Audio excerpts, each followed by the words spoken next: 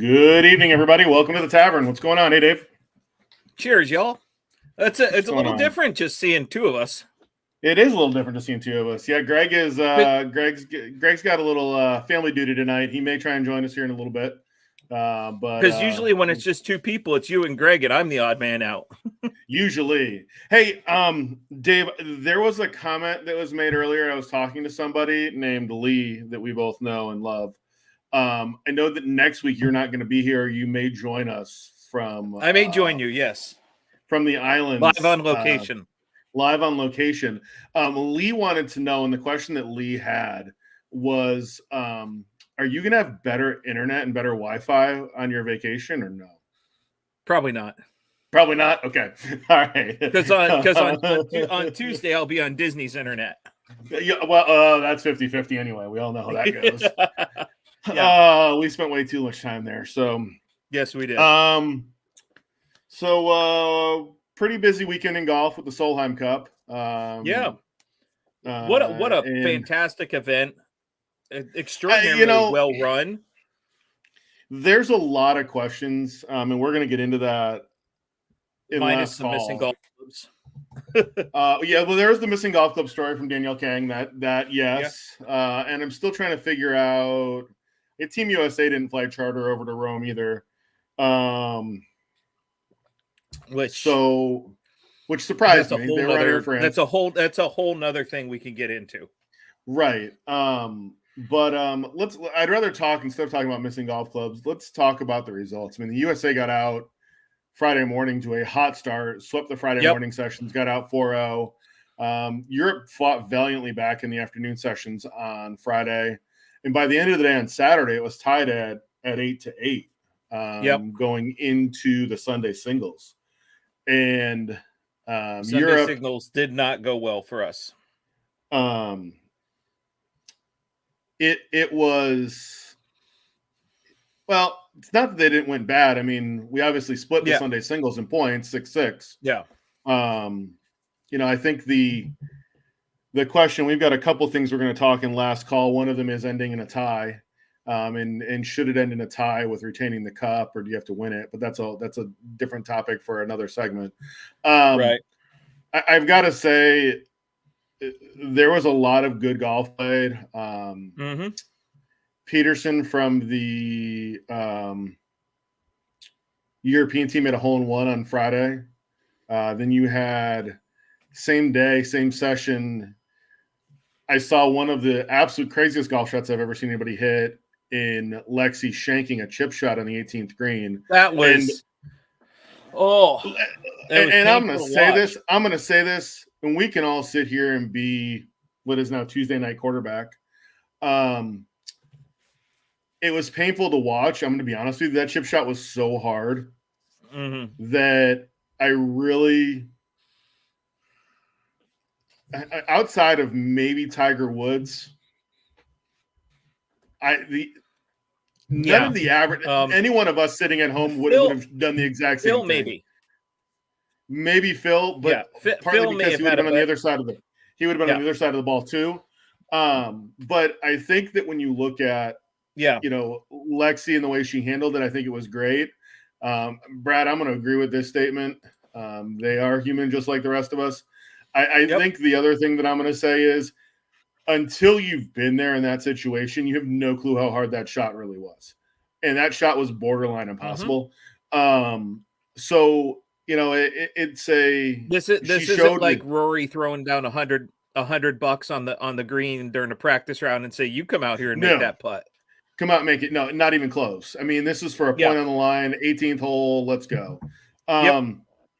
So I think that when you look at what happened over the weekend with that, it was a cool event. Do I wish the U.S. had come out on top? I do. Am I disappointed that the U.S. did not come out on top? Yes.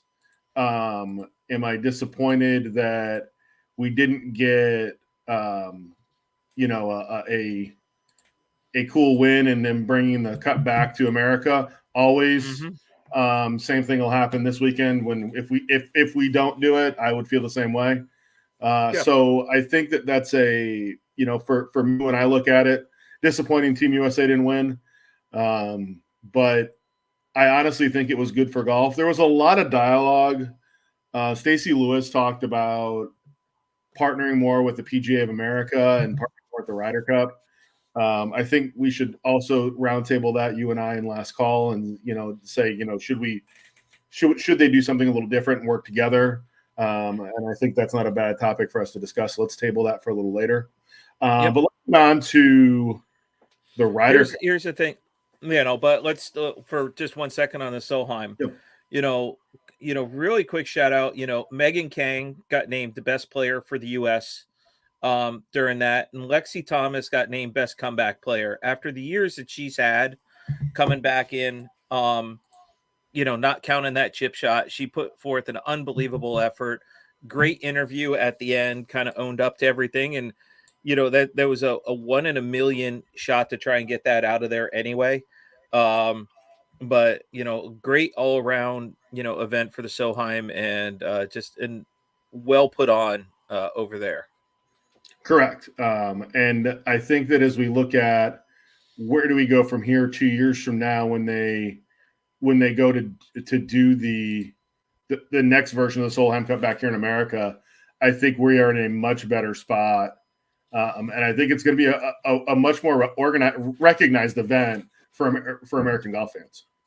I think because we're American golfer, coming out, Rose Zhang is the new, basically, Annika Sorenstam, Lexi Thomas. She's going to be the new face of U.S. golf, for the LPGA coming up. And I think, she paired with Megan Kang pretty well over the weekend. They tied, and then she went out on Sunday and won the singles match to get the U.S. out of the gate, one up there on Sunday. So I think Rose coming out after a tremendous college career and such a hot start on the LPGA tour. Winning her first event on the LPGA tour. Yeah, it's only going to go up. We kind of haven't seen the hype on this since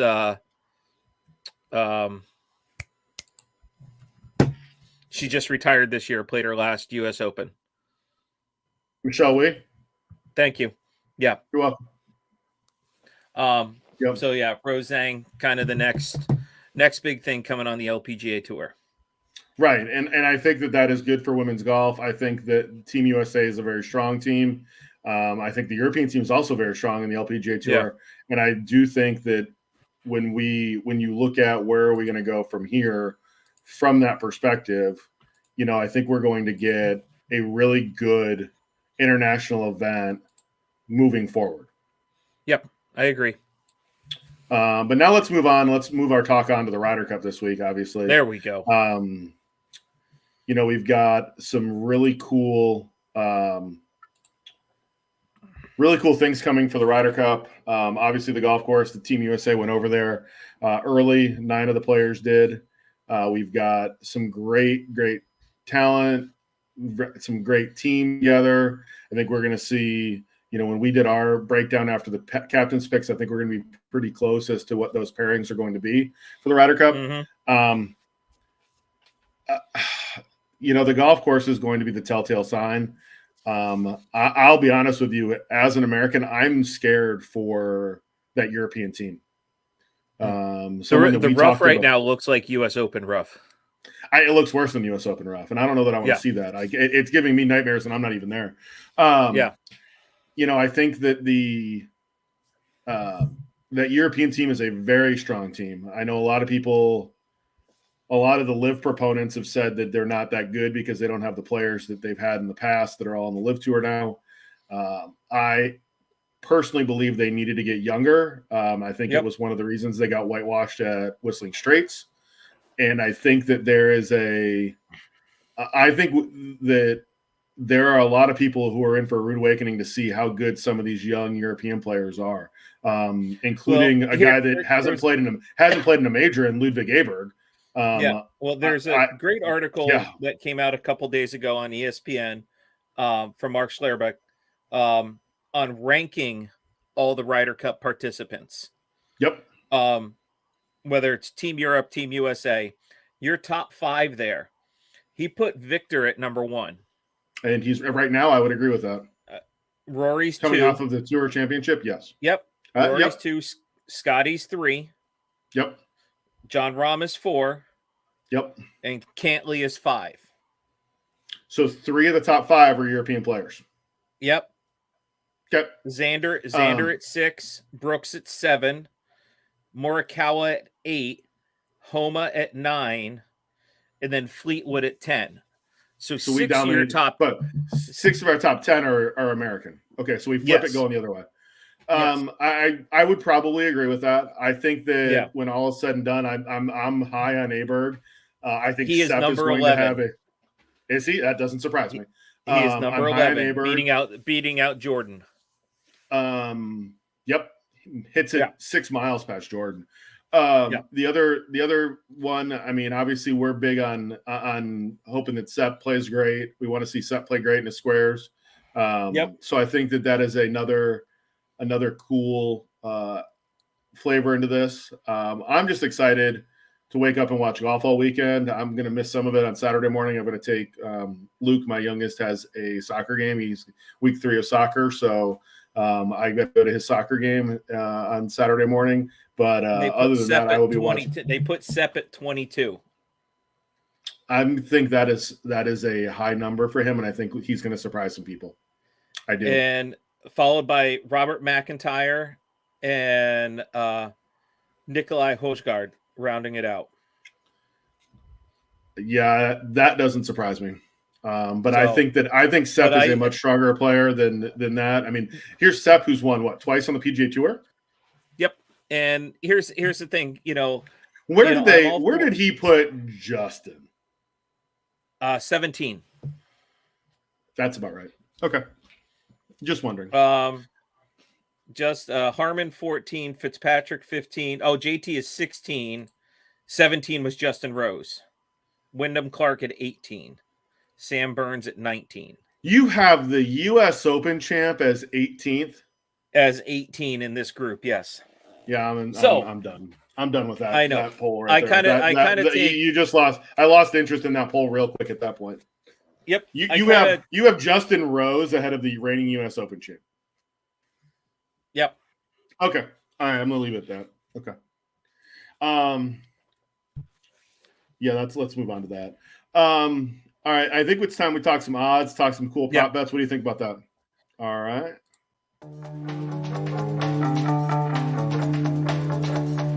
I like it.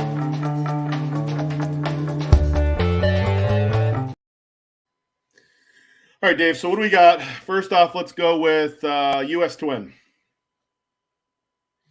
U.S. to win right now is minus 1.1.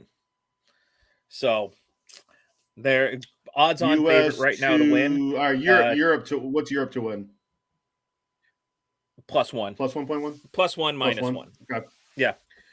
Leading point getter. Tie is 10 to 1. Tie is 10 to 1. Okay. All right. See that? Tie is 10 to 1. We keep the cup. I don't really care if we tie. Props right Winner here. tie. That's all I care about. Highest point getter. Here. No, halved matches. Ooh, over under matches. 3.5. Halved matches over or under 3.5. I'll take the over. Yeah, over is the underlying bet there. So. No, easy. 3. Yeah. Yeah.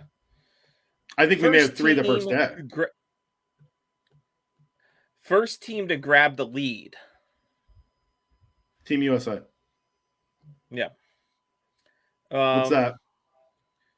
-1. Your top point scorer for either side. I'm going to go with. Coming in at 8. Yeah, I was going to say Scotty or Cantley would be my choice. Scotty's coming in at 8 to 1. Cantley's coming in at 11. Rory at 8.5. John Rahm at 10, and Victor Hovland at 10. Okay. Sepp Straka is 50 to 1 for the top point getter for Team Europe. I'll take it right now. Yeah, I'll take it.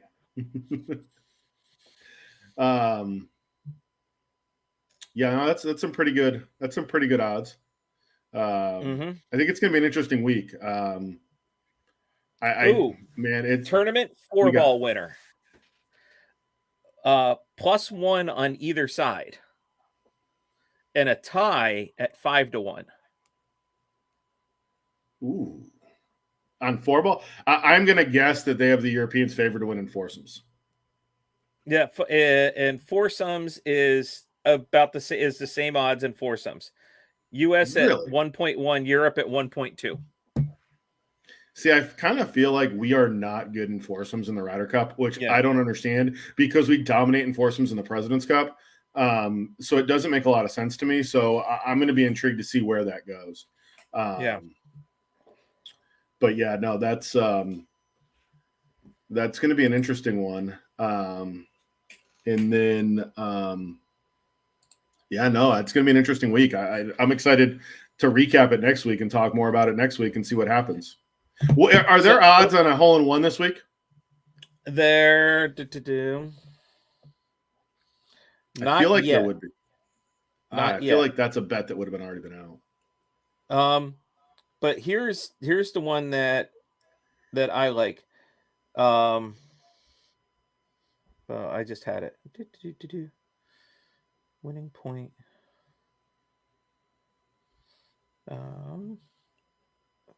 Was it the odds to clinch the cup? The correct score. Ooh. Correct score.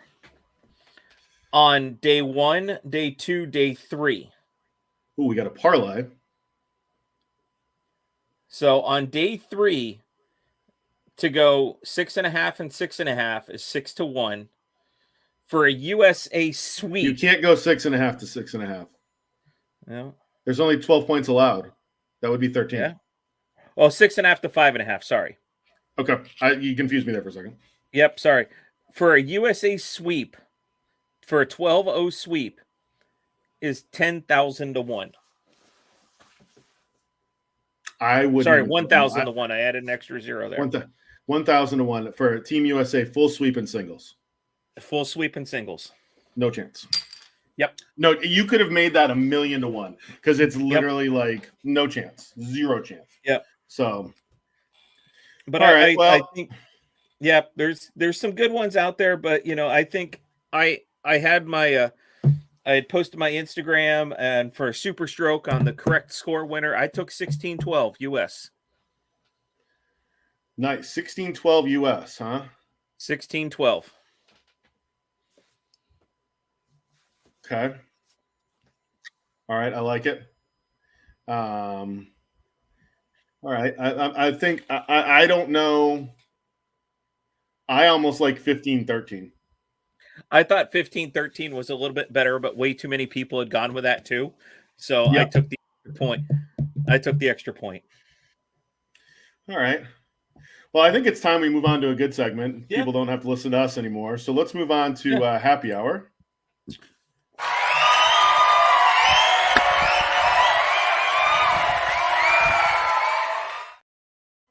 And I am really excited about our happy hour guest. I know I say that a lot, but I got a product in the mail. I got to test it out, and it's called Monster Mat by SafePlay Sports.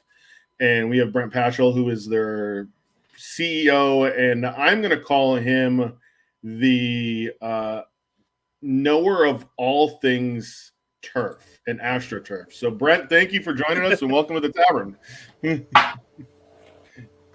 How are you, Brent? Hello. How are you tonight? Good. How are you? Great. I'm fantastic. Well, thank you for joining us tonight.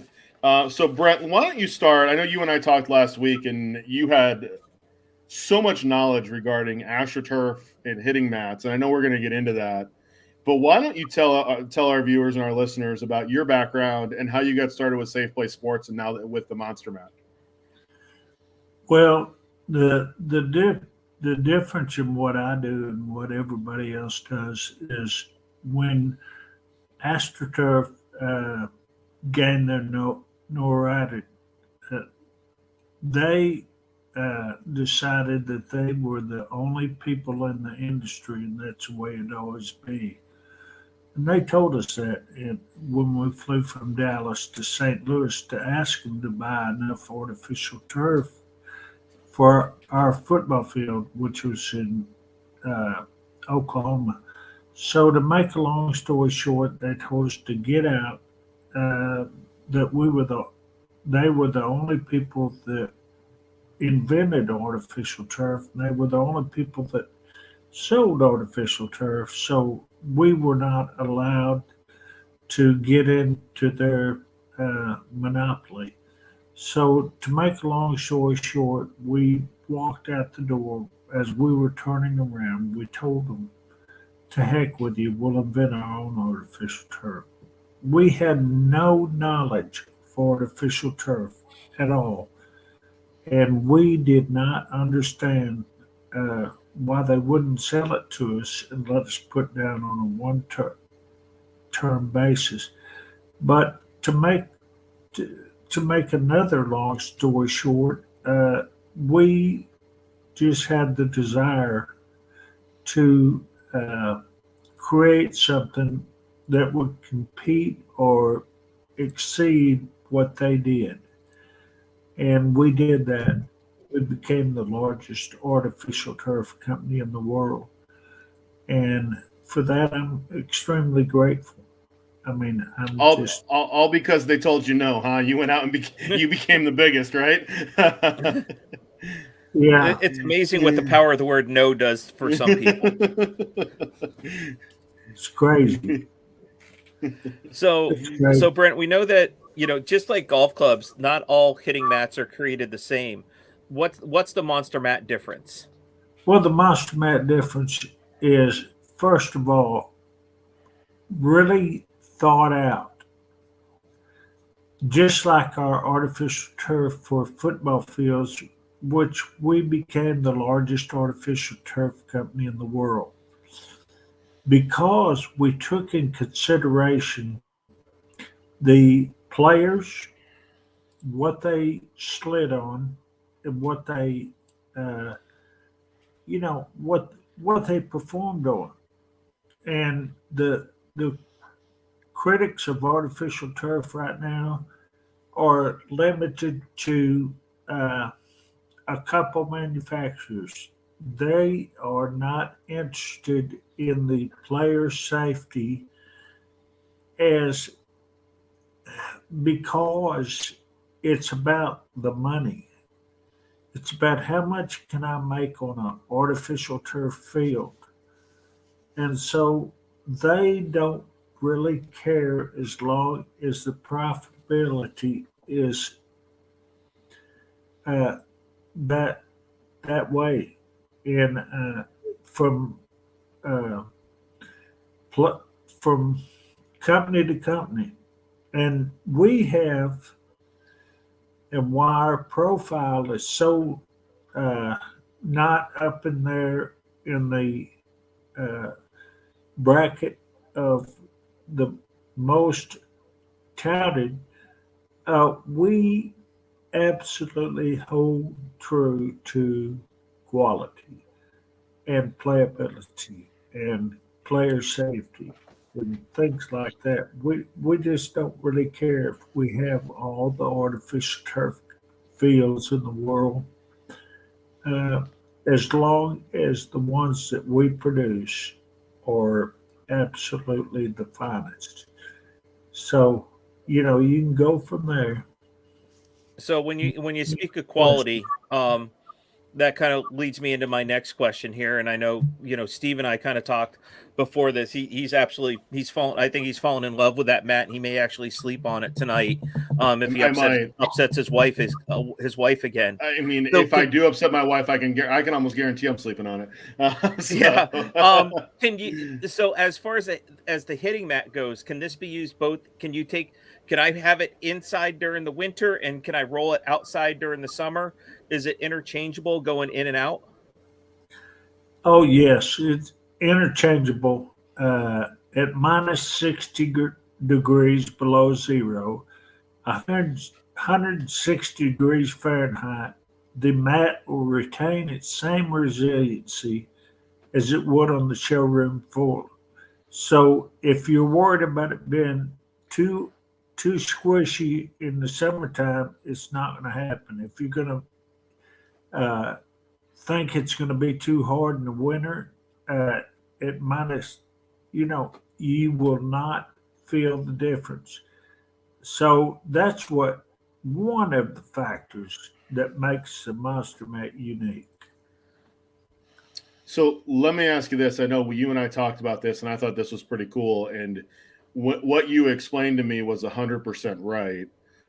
When you get the Monster Mat in the mail, you order a Monster Mat. It comes in a big roll. It looks like carpet or something that you would get when you're laying carpet in the house. When you unroll it, how long? Obviously, it's been rolled up and shipped. How long does it take to go flat before you can use it? Well, I know that the Monster Mat will last a lifetime. I know that for a fact because the wearability of it is measured on a meter by the independent testing laboratory, and it will outlast any nylon mat. Any nylon mat. And I'm not going to name the names, but you know what the competition. But anyway, it will outlast them 3-1. And when you're looking for longevity, playability, the first thing you would want to look at is playability. Mm-hmm. What will this mat make my game better? And you have to look at constant swings, constant deviations in clubs, and come up with something that will make your game better. If you're not doing that, if you're just hitting off of a carpet type mat, a nylon mat, some of the best names in the industry, if you're hitting off of their mat, you're just wasting time because they haven't thought the whole game of golf into their mat, and they don't care as long as they make a profit from the very start. So that's the difference. Okay. So let me follow. Dave, Steve, I'm going to lead into this one here because this kind of involves you and I as dads. Has the product been tested by 8-year-olds that are trying to take up the game? Because I know my son, if I rolled this out downstairs, all he would want to do is swing on it. Well, I would hope that he'd swing on it because just because of the newness of, what there was down on the floor. You can hit off of anything. The hardwood or anything. But you have to compensate your shot for that. And what we do from start to finish is we provide a surface that you can hit your normal shot off of and get the reaction of the ball, the club, everything. And so when you try the Monster Mat, you guys hopefully have tried it. I don't know. I have. I have, and that's my next question. Is I want to talk about trying it. Yeah. One of the things that I found right away when I tried it out was that, let's just say you go to Topgolf, and I'm just going to use Topgolf as an example. That you go and you hit off the mats at Topgolf. One of the things that I've always found at Topgolf is that if you hit a shot fat, the club kind of bounces and you kind of catch the ball squared typically, and you don't know if you've hit it fat or not.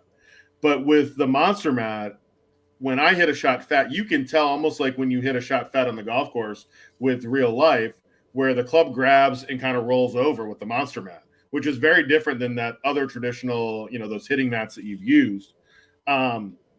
what makes the mat so realistic is my question. You know what I mean? Like, yeah, let me explain that. It's called an LSR, low slide resistance fiber, which allows the club face to come through the mat at the same club drag speed as it would on Pinehurst or Augusta. When you hit a fat shot, it feels like a fat shot. When you hit a clean shot, it feels like a clean shot. But what you don't have to do is try to hit the ball perfect every single time. If you hit an inch behind it, you're going to get the same reaction as you would on a natural fairway. And to make a long story short, you hit a ball,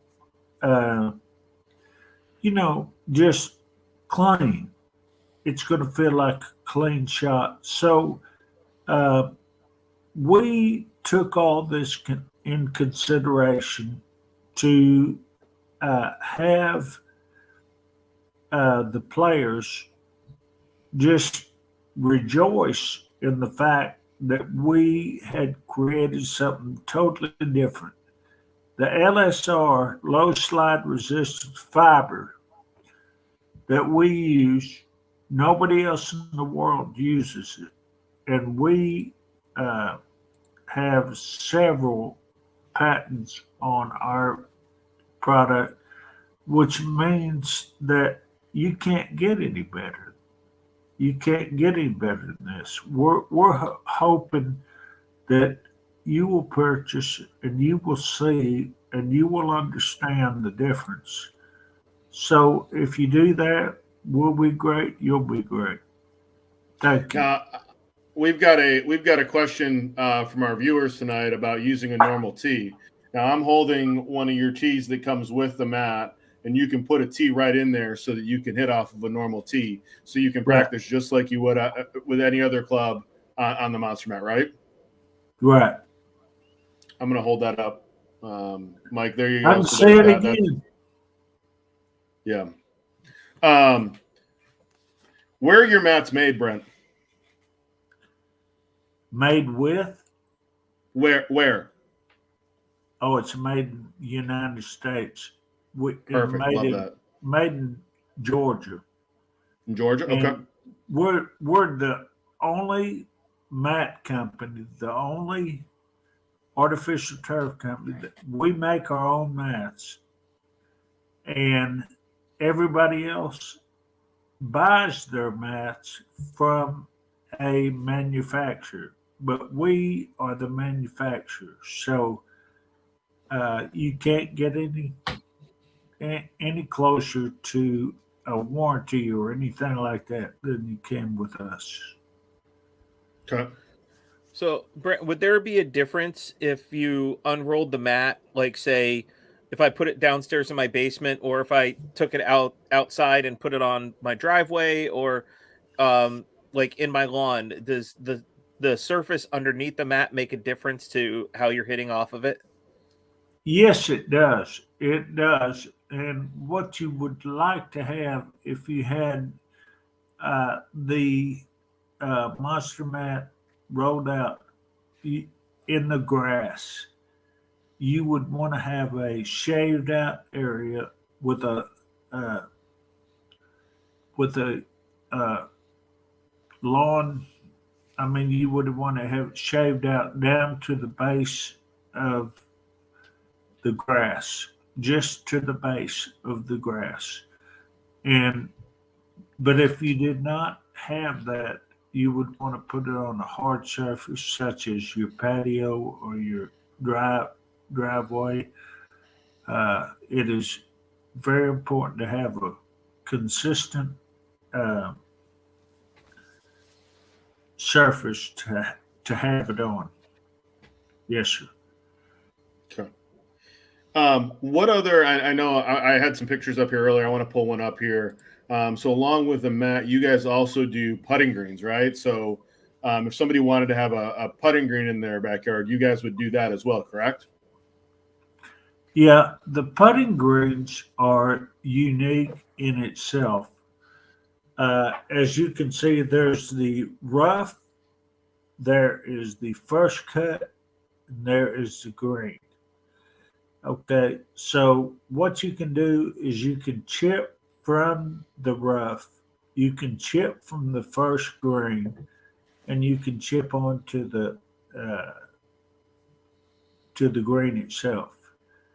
The green will put about a 10 on the stamp meter from the initial installation, and then I mean that's cool with everybody else. Some people like it faster. We can make it faster by different methods, and so I mean, we're a 49-year company, and the people that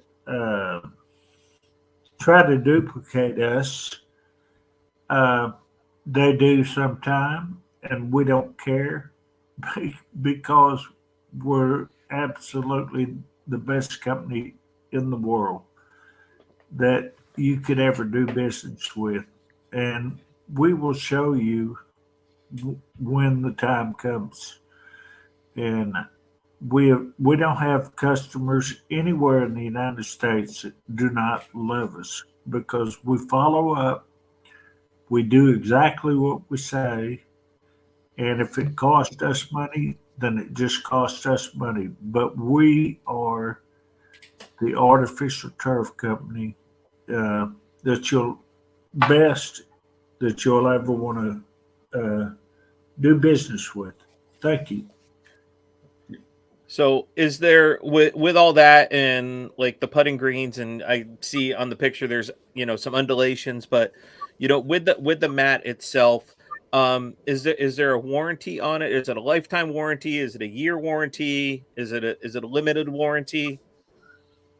That's a very good question because with our mat, unlike any other mat in the world, we offer 11 months, 3 weeks, and 6 days for you to decide, you the consumer, to decide if it's the best golf mat that you've ever hit off of, the best surface that you've ever hit off of.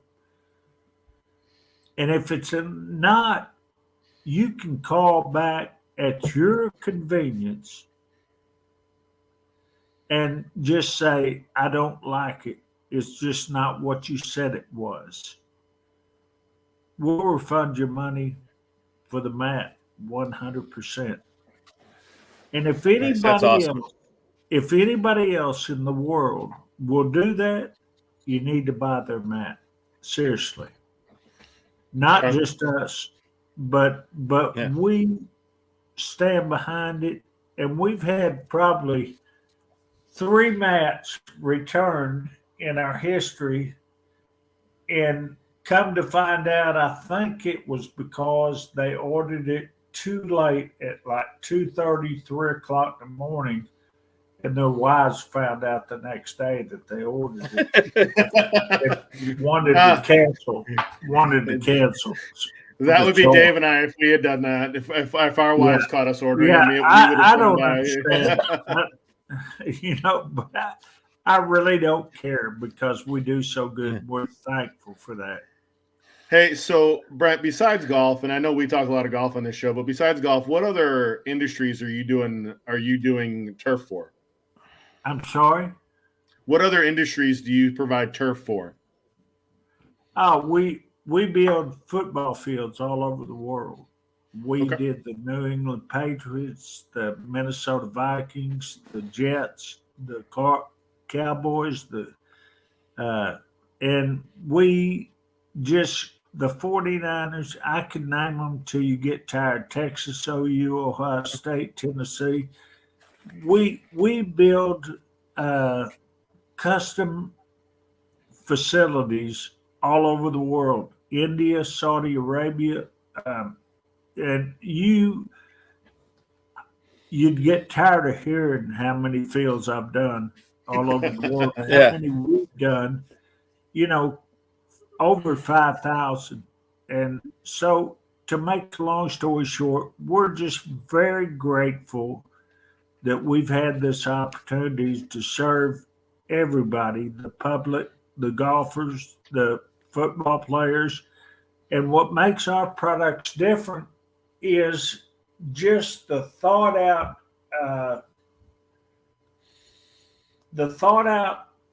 process of what the athletes need. An athlete for playing golf does not need a football field surface. A football field does not need a soccer field. A horse arena does not deserve any one of those. So we build the product absolutely to the customer's need that works. And if you can do that, if somebody can pick up the phone and say, hey, I've got a horse, but he slips and falls, and in the breeding process, we can resolve it real quick. And then if somebody says, this turf is too short or too long for soccer or football, we adjust it. We make what works and what people brag about.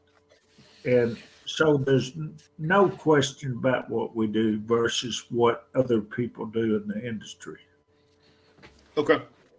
So, speaking of the industry, the World Cup right now is insisting on grass for every stadium. We've seen player injuries, that have happened. How do you feel, having the turf fields all over the place? How do you feel about these conversations when somebody is insisting on grass, over your turf? Well, there is some turf that is very bad, artificial turf. And I don't want to get into a push me, pull you episode, but the people that put in artificial turf with the leading artificial turf supplier, they're totally wrong. They're totally wrong on their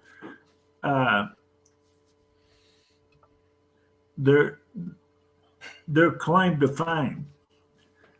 When you take rubber, which the leading NFL company does, you take rubber and you take sand and you try to mix it, and you mix it in different layers, you are asking for a disaster. Why? Because you cannot distribute the sand at the same ratio as you can rubber. They do it because sand is cheaper. Okay, and that is a big factor because they don't care a darn about the athlete. In our claim to fame, we do.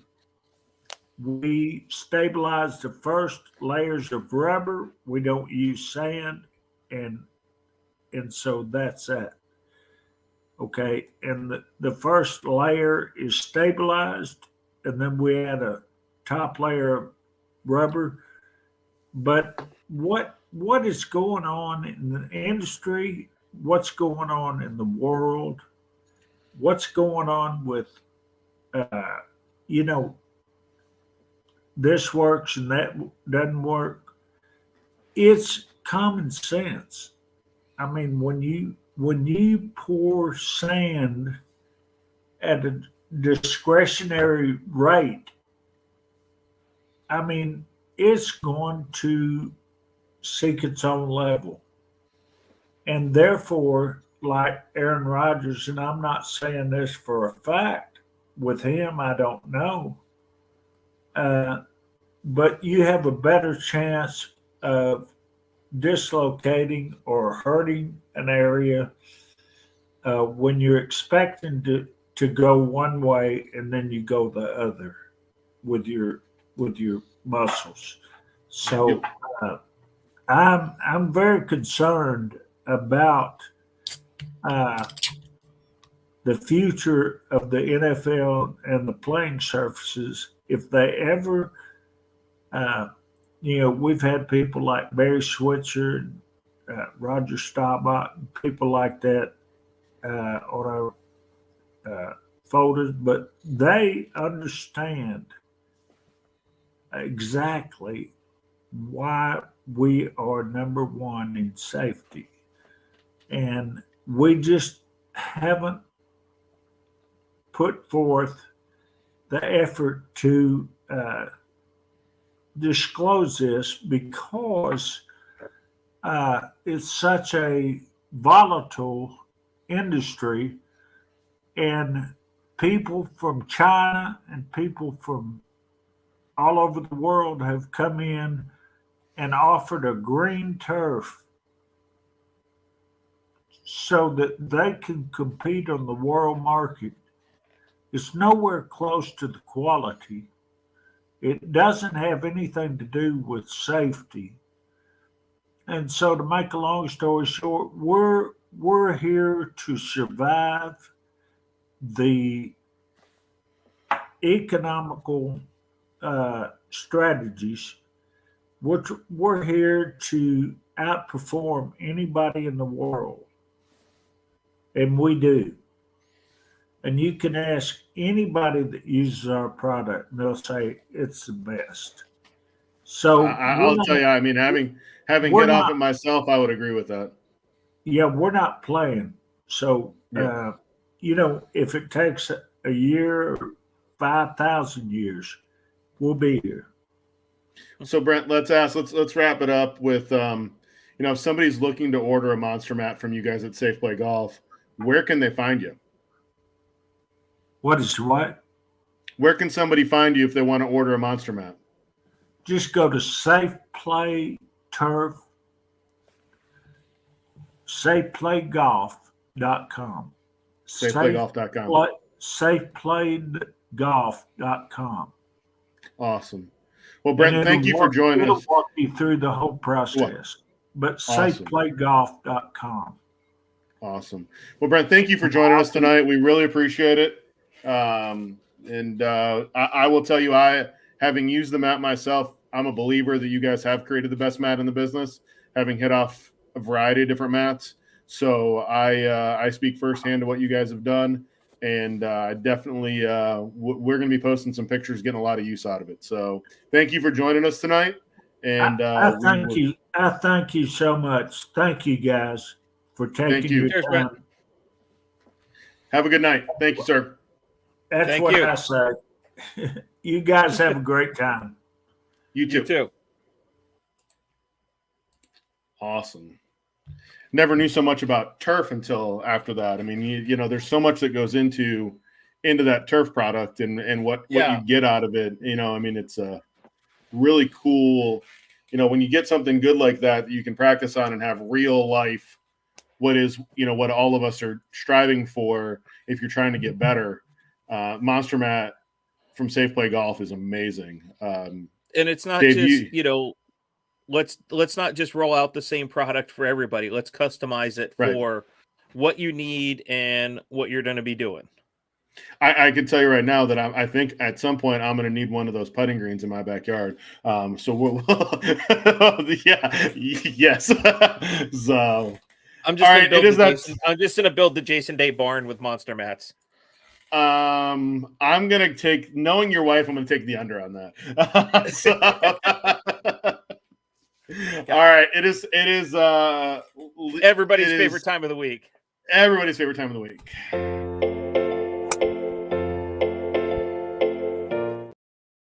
Oh God. I can't even believe that I still have to hit that button. So this has been an interesting week. We're gonna hit it for years to come. We are. The smack of the week this week is there was a tough running this week, although there was one candidate that definitely took the lead in the clubhouse, or should I say on the golf course. So here's this week's smack of the week. Got a Karen on the golf course right now. You'll leave after I don't give you a goddamn thing. I'm gonna take your clubs. Take it. This isn't even where you're fucking Then leave. I'm not getting a fight on a golf course. Then leave. I'm gonna stand here and you can complain. Goodbye. I'm not complaining. You're the one bitching. No, you're the one that approached me and I asked you to no longer speak. You took her ball. Please don't speak to me. We're coming over here. You took her ball. Bro, you took her ball. Dude, I'm not gonna fight you over a If you need money for her golf balls. I'm going to, Walter. Because I'll plant you, bitch boy. Now get the fuck off the cart. Walter. Oh, here we go. You see that? Oh. That's what you spin to heaven, bitch, and you want to test God, you fucking come get it, shit stack. Okay, he's mentally ill. Oh. Let's move along. You think I'm mentally ill? Yes, I know you're fucking Bend to heaven. Hey, Leave me alone. You're gonna start doing some. I can't. I don't even know where to begin with that. I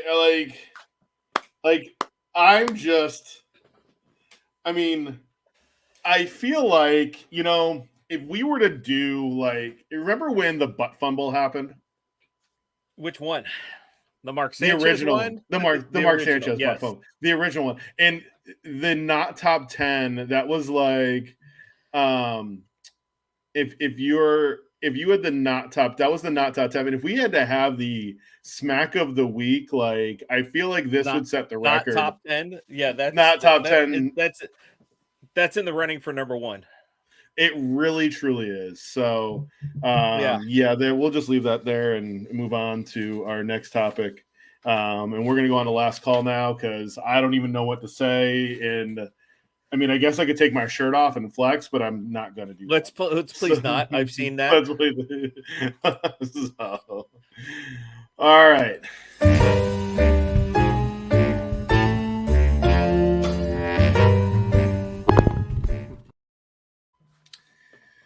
Last call. All right, so Dave, we got a couple topics for last call tonight. By the way, I want to pull up one of the comments. Sarah, thank you first for watching. Sarah and I went to college together actually a long time ago. We'll show how old we are. Sarah, we're jealous of your aunt, and I'm just going to leave it at that.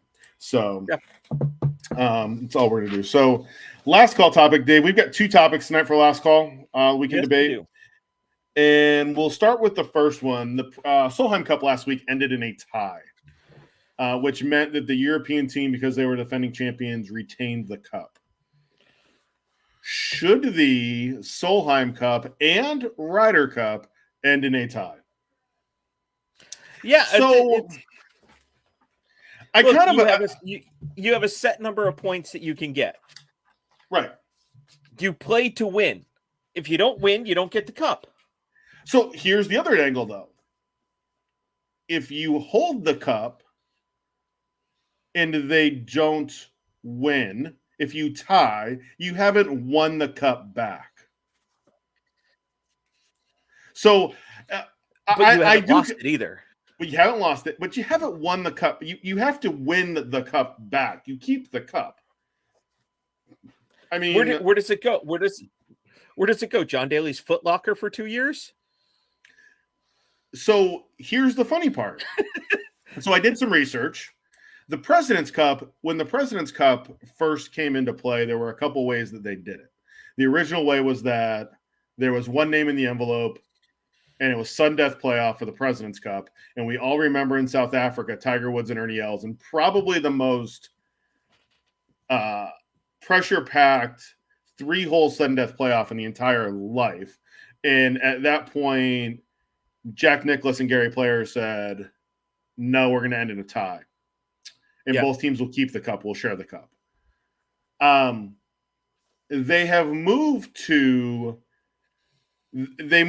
there to what they came up with was you can't, on Sunday during singles, you cannot have a match until the cup is won. So if you get to 18, let's say your first match out, and you get to 18 and your match is all square, or tied, as they now say, and I'm still going to continue to say all square. It's all square. It's all square. And you're not powered by and you're not Dormy. Another shameless plug. That you had to go, and your match continued to 1, and you continued to play until someone won your match, and until the cup was clinched. Now, once the cup was clinched, you could have a match. See, I'm on the other. It's just like you need to play well enough to retain the cup. The other team needs to play well enough to win. If it's a tie, it's a tie. You played well enough to retain. Now, we can always go back to... You're not winning the cup. You retained the cup. You can always go back to Herm Edwards. You play to win the game. But here's the thing: you're playing to as the cup holder, as European team, right? As the cup holder, or as the, you're playing to retain. You don't need to go out and win. I'm gonna say this, and I'm gonna throw this out there. Okay. I wonder if we and this all started because Stacey Lewis brought it up in her press conference as the captain of the Solheim Cup team. If we had had the cup and tied and got to keep the cup, what would she have said? And would it have been the same conversation? And the reason I asked that question, is that, when we went on a downward spiral on the Ryder Cup and it got really ugly, and after the Tom Watson scenario as captain, that was when the task force came about and all this other stuff came about, because we weren't winning. The USA wasn't winning the Ryder Cup. And it wasn't about, it was about, we need to do X, Y, and Z. We need to do this. This is how we're going to win. Maybe we got outplayed, and maybe we just didn't play good enough to win. And I'm going to say that out loud. Like, let's just call it what it is. Do I want to admit that? No. But there are great players on that European team that do not want to lose. Do you think Rory McIlroy wants to lose? Do you think John Rahm wants to lose? No. Zero chance either of those guys want to lose. Yeah. So,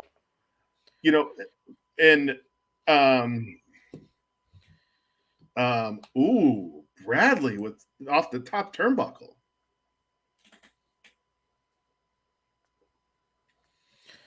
Off the top turnbuckle from Brad there. But I'm not wrong. You're not wrong. I'm going to say this. And Brad, I will agree with you. It's a different team. It is mostly. You are still representing. It is the country you are representing. Well, the country holds the cup. Let's be real. Let's look at this year's Ryder Cup team. There are a lot of guys that, some players weren't in, haven't been around in the last 30 years. But again, it's been 30 years since we've won in Europe. Yeah. I can do math really quickly. That means I was 17 the last time that happened.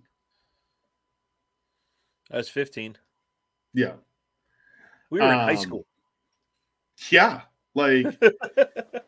So, do I think that there is my personal opinion, I would like to see, do you go and say, okay, the team that holds the cup starts with, there's a lot of options. The team that holds the cup starts with a half point as the week begins, as they're holding the cup.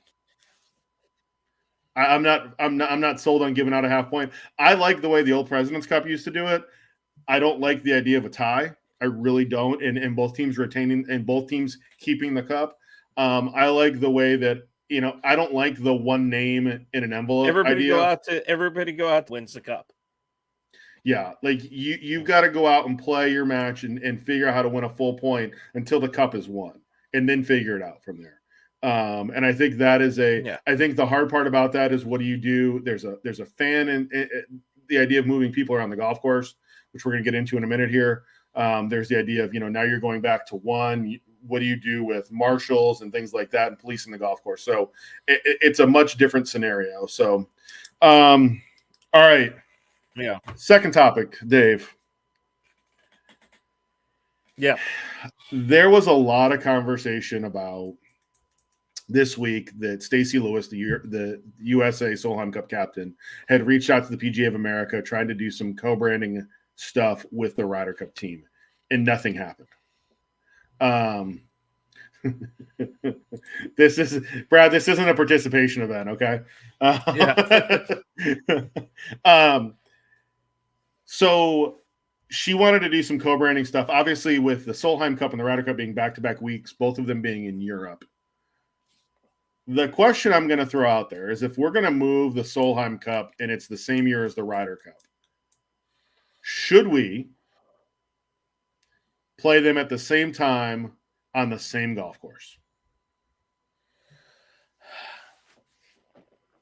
Here's yes and no. I'm okay. Dave being non-committal. Okay, Dave. Yes. That was real. No. Here's the event that I would love to see in the off years. A mixed event. Well, the PGA Tour is going to that. What was the Shark Shootout, because it was named the Shark Shootout. They can't do that. But now the Grant Thornton is having a mixed event where a PGA Tour player is going to play with an LPGA Tour player. But come up with a new cup and have a mixed event over the course of 3 days. You're in the off pink. We all need something to watch. Right. I mean, so here's the idea behind it. And here's where it gets difficult. I like the idea of what you're going with, Dave. I do. I like the idea of a new event. But playing it at the same course, you couldn't play it at the same time at the same course. Logistically, it just wouldn't work for time, because we all know TV has a big part in all of this, especially when it's held across the pond. TV has a big part in this. You couldn't play, men's and women's at the same time at the same course. Yeah, if you're going to play, say, St. Andrews, let's just throw St. Andrews or Royal Troon. Wow, you're escalating quickly to St. Andrews. Nice. Yes, I am. Go ahead, Brad. I'm waiting for Brad to go ahead and tell us that he's playing St. Andrews here coming up. But you couldn't, to try and do some of those courses in back-to-back weeks, especially on the European side, I don't think logistically it works from a course perspective and from a fan perspective. So I'm going to throw this idea out there. There's an event on the DP World Tour, and I'm looking it up right now.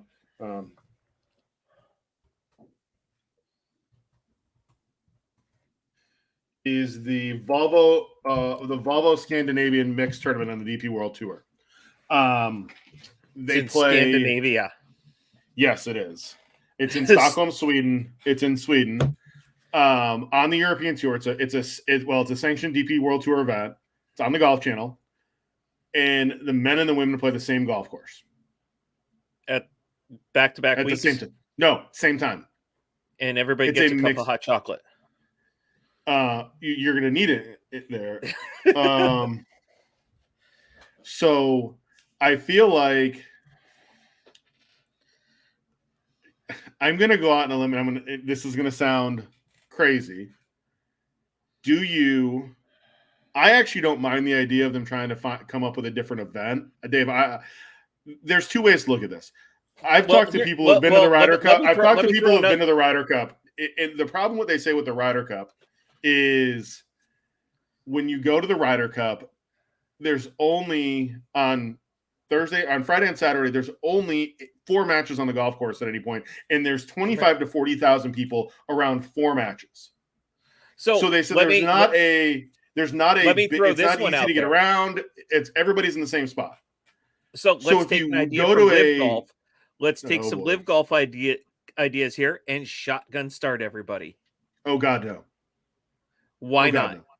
Because in the Ryder Cup, in the way the golf courses are set up, okay. So when we go back to Whistling Straits, if we're going to do a dual event, men's and women's, let's shotgun them. So we will go to Whistling. Let's go back to Whistling Straits, and I'm going to use a live player in Bryson DeChambeau, driving the first green and setting the tone in a match. And literally just shutting it down with his driver and literally hitting driver and walking over the bag and grabbing putter after he knocked it on the green. Okay. And so my take is if we were to do this in the same week on the same golf course, you'd have 8 matches on Thursday or on Friday and Saturday. You would have 8 matches on the golf course at any time, which is, to me, more golf, better golf. And so not a bad idea. But the other idea that you have is 1, 4, 9, and 15. Not everybody. 1, 4, 9, 15. So, but I think if we were to do this, and I almost wonder, do you look at, and I kind of like your idea of a new event and doing it where a PGA Tour player plays with a LPGA Tour player when you play team events, and then the PGA Tour players have to play in singles. You have to play against a PGA Tour player. You can't put Lexi Thompson up against Ian Poulter. Rory. You can't put Lexi up against Rory. Okay. So, and it's a Golfing Dad's Tavern Cup branded our idea right here. Wow, Dave. I don't know that the Tavern is drawing quite the financial backing in order to do that yet. Yeah. I mean, I would like it to be, but I mean, I don't think it's a bad idea. But yeah, you like Brooks would have to play John Rahm. Yeah. I actually think the idea of the mixed event and doing a match play mixed event like that and having teams and dividing it up isn't a bad idea. The question is, do you go to 16 players and do 8 and 8? Like, how do you do this? Like, you have to really. I think you would have to cut it. You'd have to cut the players down. Because I think it's 8 and 8. I think it's 8 and 8. 8 men, 8 women, and do it that way and have 16.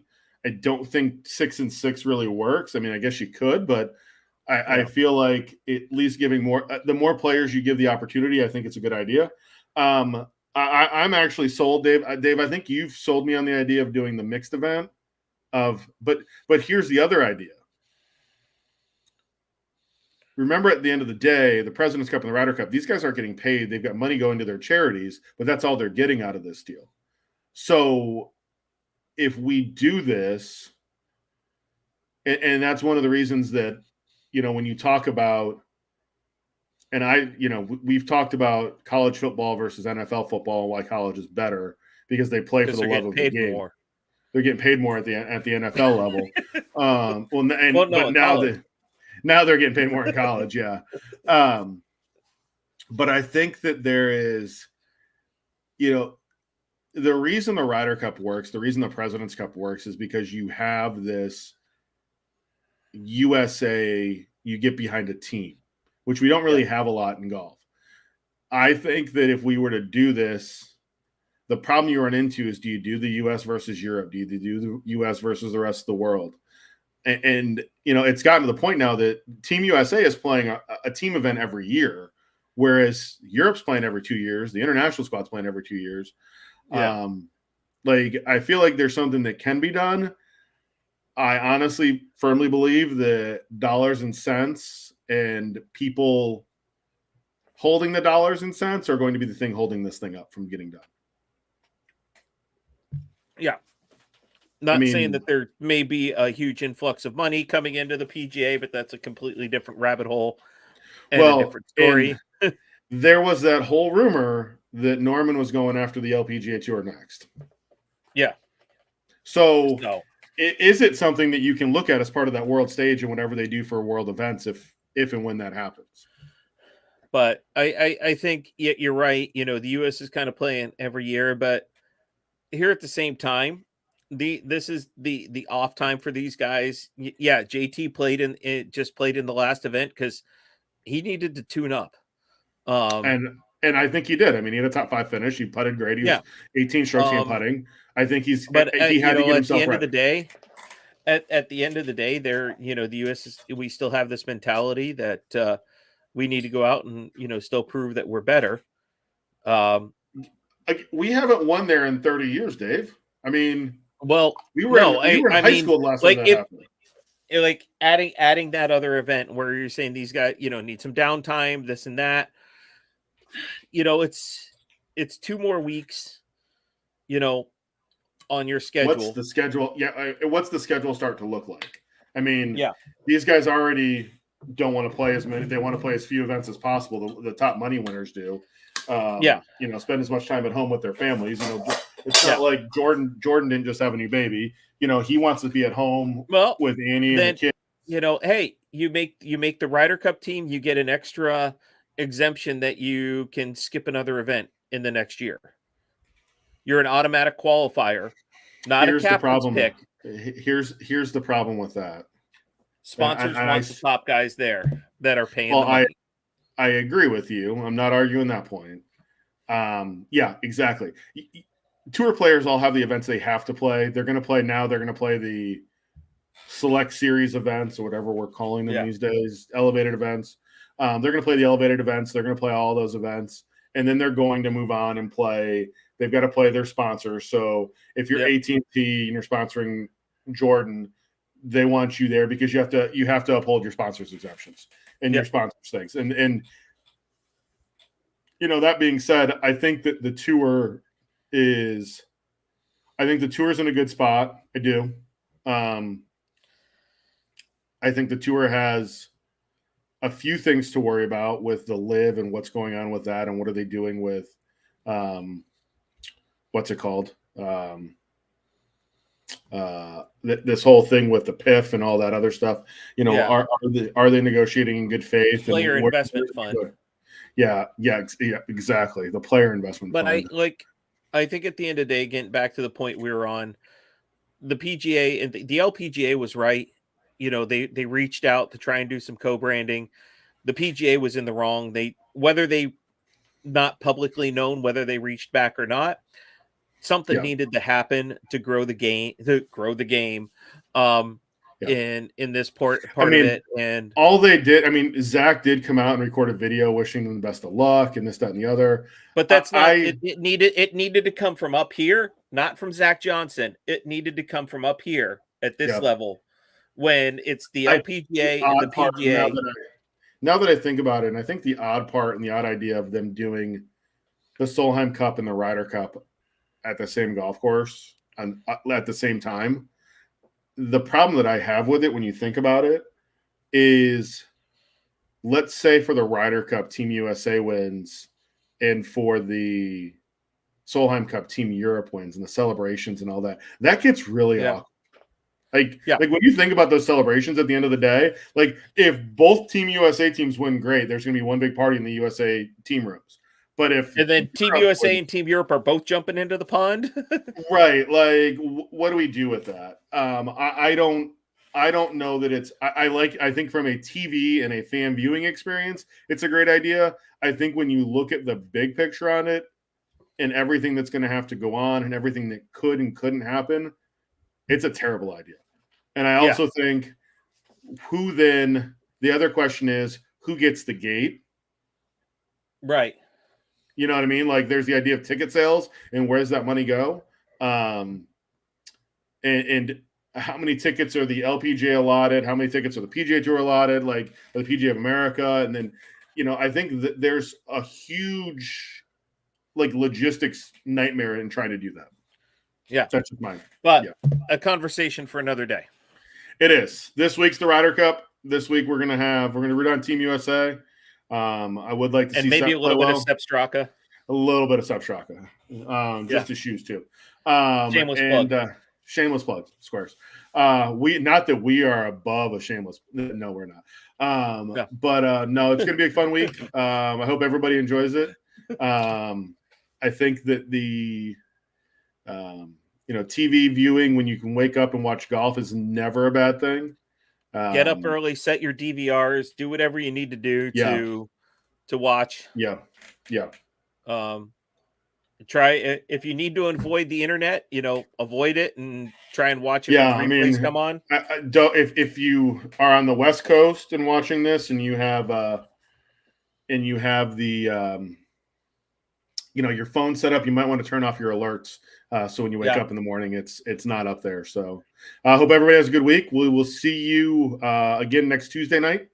And I may have a different background behind me next Tuesday. Yeah, let's just hope your internet works better. I was so afraid tonight, just being me, you, and I, if Greg didn't jump in about your internet. All of a sudden, I was going to be here on an island by myself, which you're going to be on an island next weekend in Hawaii. So enjoy that. Cheers, everybody! Don't forget to sip your bartender, and we have a good night, y'all. See you next week. Cheers.